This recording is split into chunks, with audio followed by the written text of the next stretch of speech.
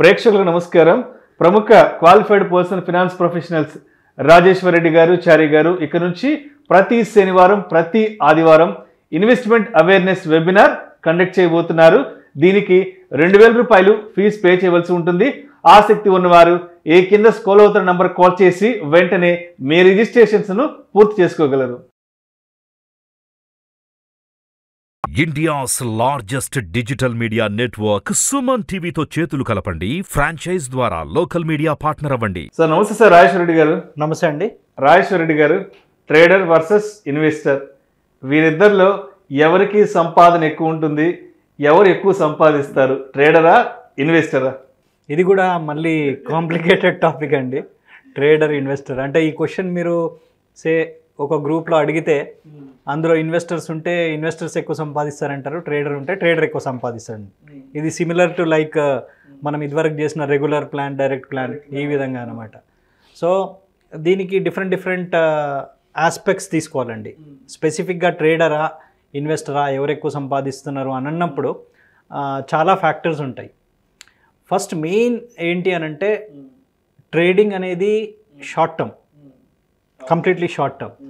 Investing అనేది long term. ఈ డిఫరెన్స్ని మళ్ళీ క్లియర్గా అర్థం చేసుకోవట్లేదండి. అంటే ఎవరైతే ఇన్వెస్టర్స్ ఉన్నారో ఒక ఇంత రిటర్న్ వచ్చింది అనే కాన్సెప్ట్నే చూస్తున్నారు, కానీ అందులో రిస్క్ ఎంత ఉంది అనేది చూడట్లేదు. సో ప్యూర్లీ ట్రేడింగ్కి, ఇన్వెస్టింగ్కి ఆ లెవెల్ ఆఫ్ రిస్క్ ఎంత తీసుకుంటున్నారు అనేది చాలా ఇంపార్టెంట్. డెఫినెట్గా ట్రేడింగ్లో ఆ ట్రేడింగ్ చేసే వాళ్ళు they are taking a higher risk, whereas ఇన్వెస్టింగ్లో రిస్క్ అనేది తక్కువ ఉంటుంది. ఫర్ ఎగ్జాంపుల్ తీసుకుంటే, అంటే షార్ట్ టర్మ్, లాంగ్ టర్మ్ అని అన్నాను కదా. ఫర్ ఎగ్జాంపుల్ మీరు ఒక ప్లాట్ కొన్నారు. మీరు ఒక 50 లక్షలకు ఒక ప్లాట్ కొన్నారు, నేను అదే 50 లక్షలకు ప్లాట్ కొన్నాను. మీరేమో 1 ఇయర్ కాగానే దాన్ని అమ్మేసి మళ్ళీ ఇంకో ప్లాట్ కొనాలనుకుంటున్నారు. నేనేమో ఇది ఒక 5-6 ఇయర్స్ అలాగే కంటిన్యూగా పెట్టి అప్పుడు తీసుకుందాం అనుకుంటున్నాను. సింపుల్ డిఫరెన్స్ అండి ఇది. అంటే ఎవరైతే బేసిక్స్ తెలియని వాళ్ళకి అర్థం చేసుకోవడానికి, మీరు ప్యూర్గా దాన్ని అమ్మడానికే కొంటున్నారు, ఏదో సర్టన్ ప్రాఫిట్ జనరేట్ చేసి అమ్మడానికే కొంటున్నారు. సో షార్ట్ టర్మ్గా చూస్తున్నారు. వెరాజ్ నేనేంటంటే లాంగ్ టర్మ్లో చూస్తున్నాను. నాకు ఇప్పుడు అవసరం లేదు, లాంగ్ టర్మ్లో రైట్ నా నీడ్ ఉన్నప్పుడు అమ్ముతాను అని అంటున్నారు. సో ఇది జస్ట్ రియల్ ఎస్టేట్ ఎగ్జాంపుల్ చెప్పాను. బట్ ఈ this occurs in a day wise. మనము స్పెసిఫిక్గా స్టాక్స్లోకి వస్తే డే వైజ్ క్యాలిక్యులేషన్ చేసుకోవచ్చు, అవర్ వైజ్ క్యాలిక్యులేషన్ కూడా చేసుకోవచ్చు. So short term, long term is that main difference. Purely rate పెరుగుతుంది అనే ఎక్స్పెక్టేషన్ కొని ఇమీడియట్గా మళ్ళీ అమ్మి చేయడంలో trading is there. But investing is not like that. It's completely long term. Now tenure కాకుండా ఏ రూట్ ఫాలో అవుతున్నాము, ట్రేడర్ దేన్ని బేస్ చేసుకొని ఏ పాత్ ఫాలో అవుతున్నాడు, ఇన్వెస్టర్ ఏ పాత్ ఫాలో అవుతున్నాడు అనే డిఫరెన్స్కి వస్తే, ట్రేడర్ న్యూస్ బేస్డ్ పోర్ట్ఫోలియో లాగా అనుకోవచ్చు. అదే ఇన్వెస్టర్ గోల్ బేస్డ్ అనుకోవచ్చు. అంటే నాకు ఒక స్పెసిఫిక్ గోల్ ఉంది, నాకు ఒక పాయింట్ టు పాయింట్, నేను ఆ పాయింట్ వరకు ఇన్ని ఇయర్స్ పెట్టాలనుకుంటున్నాను అని గోల్ బేస్డ్ ఫాలో అయినప్పుడు ఇన్వెస్టింగ్ ప్రాసెస్లోకి వెళ్తాం. వెరాస్ న్యూస్ బేస్డ్, ఒక ట్రేడింగ్ చేసే వాళ్ళు ఏంటంటే న్యూస్ని బట్టి, whether it is a political news, ఏదైనా సెన్సిటివ్ అవ్వచ్చు, పొలిటికల్ న్యూస్ అవ్వచ్చు, ఎకనామిక్ న్యూస్ అవ్వచ్చు, దానివల్ల ప్రైస్ చేంజెస్ వల్ల ప్రాఫిట్ అండ్ లాస్, స్పెక్యులేషన్ ఎక్కువ ఉంటుంది.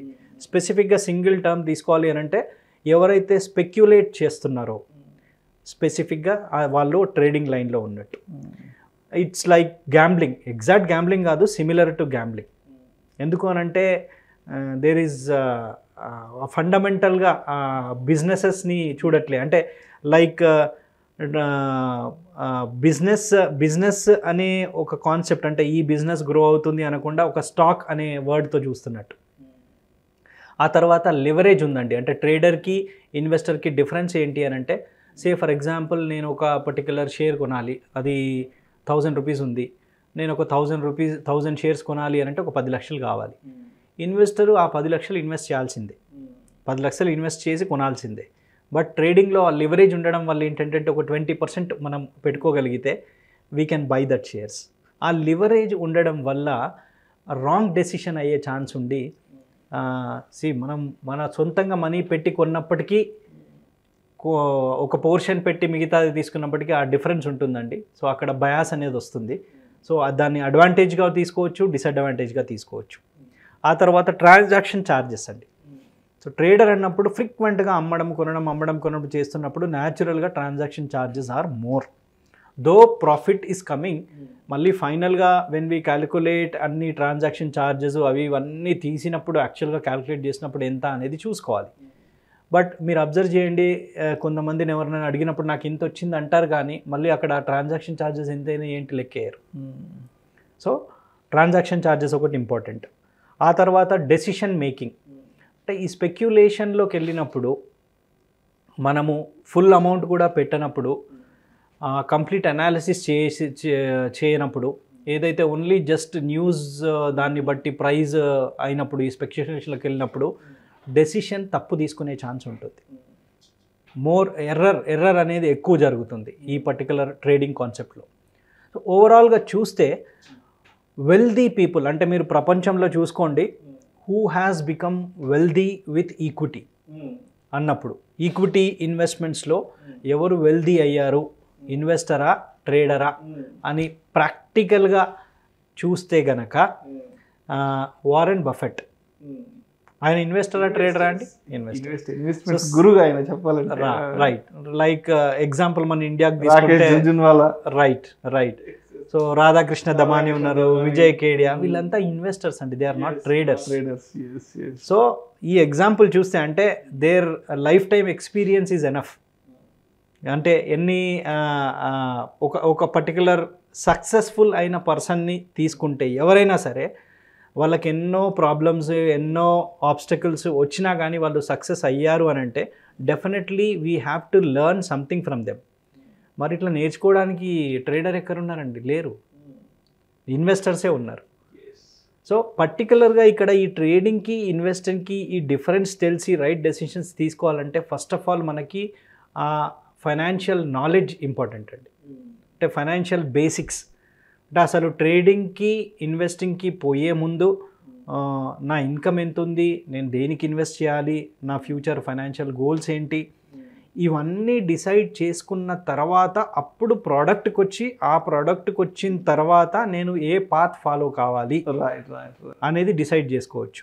కానీ ఇక్కడ ఏం జరుగుతుంది అని అంటే రివర్స్లో వస్తున్నాం మనము. ఫస్ట్ రిటర్న్స్ కోసం చూస్తూ ఎక్కడ రిటర్న్ ఎక్కువ వస్తుందో అక్కడికి వెళ్ళిపోయి ఆ రిస్క్ అనేది మనం అనలైజ్ చేయట్లేదు. ఇదంతా ఎందుకండి? ఇప్పుడు జీరోదా అందరికీ తెలుసు. Zerodha is a trading platform. Nithin Kamath Nithin Kamath himself told that ఎవరైతే జాబ్ బిజినెస్ చేస్తూ ఈ ట్రేడింగ్ చేస్తున్నారో, so they are a little more successful than full time traders. And అంటే ఇక్కడ జాబ్ చేస్తూ బిజినెస్ చేస్తున్న వాళ్ళు చేయాలని కాదు. What I mean to say is trading అనేదే దాని మీదే డిపెండ్ అయ్యి మన ఎంటైర్ ఇన్కమ్ సోర్సే దాని మీద ఉండడం 100% రాంగ్ అండి. ఎందుకు అనంటే ఆ ఫండమెంటల్ అనాలిసిస్ ఇవన్నీ చేయాలి. ఇప్పుడు బికాస్ నితిన్ కామత్ ప్రకారము ఏదైతే ఆ డేటా ఉందో అందులో అవుట్ ఆఫ్ 100 పీపుల్ ఒక 3 years ట్రేడింగ్ చేస్తే, out of 100 people 3 years trading చేస్తే ఒక్కరికి ప్రాఫిట్ వస్తుంది. అది కూడా ఎంత వస్తుంది? More than FD return. మళ్ళీ ఆ రిటర్న్ క్యాలిక్యులేషన్ వేసుకుంటే ఈవెన్ మీరు కొన్ని ట్రేడింగ్ అకౌంట్స్ ఓపెన్ చేసినప్పుడు కూడా ఫస్ట్ ప్రతిసారి లాగిన్ చేసినప్పుడు మీకు ఒక డిస్క్లైమర్ వస్తుంది. మీరు లాగిన్ చేసినప్పుడు ఆ డిస్క్లైమర్ని క్లియర్గా చదవండి, మీకు అర్థమైపోతుంది ఇన్వెస్టర్ ఎక్కువ సంపాదిస్తున్నాడా, ట్రేడర్ ఎక్కువ సంపాదిస్తున్నాడా దానికి. Thank you so much Rajeshwar Reddy garu. Trading versus investment and trader versus investor, so వీరిద్దరిలో ఎవరు ఎక్కువ సంపాదిస్తారు అనే అంశం గురించి చాలా క్రిస్టల్ క్లియర్గా చాలా మంచి బెస్ట్ ఎగ్జాంపుల్స్తో మంచి విశ్లేషణ అందించారు. Thank you so much sir. Thank you. ప్రేక్షకులకు విజ్ఞప్తి, ఈ వీడియోలో ప్రస్తావించబడిన అంశాలు కేవలం ప్రేక్షకులకు ఒక అవగాహన కొరకు, ఒక ఇన్ఫర్మేషన్ కొరకు, ఒక ఎడ్యుకేషన్ పర్పస్ కొరకు మాత్రమే వీటి గురించి ప్రస్తావించడమైనది. ఇవి మా రికమెండేషన్ అయితే కాదు. పెట్టుబడులు పెట్టే ముందు మీ ఫినాన్స్ ప్రొఫెషనల్ని సంప్రదించి మాత్రమే తుది నిర్ణయం తీసుకోగలరని మా మనవి.